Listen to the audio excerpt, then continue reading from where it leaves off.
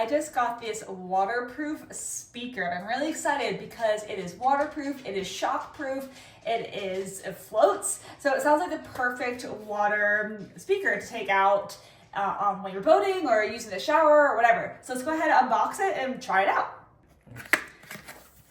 So inside the box, we've got the charger cord, which is a USB-C to USB, a little carabiner, and then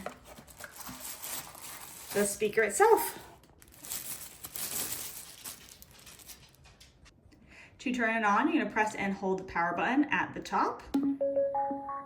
You can see it has a bunch of fun colors.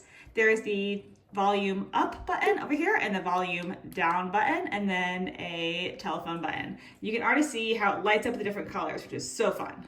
Let's go ahead and test the waterproofing in the shower.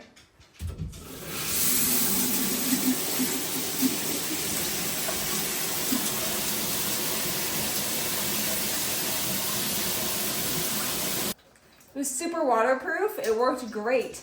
And let's test how it floats. I just filled my sink with water and let's see how it floats. Yeah, look at that. That means if you drop it while you're out boating or something, you'll be able to scoop it up and it won't sink to the bottom.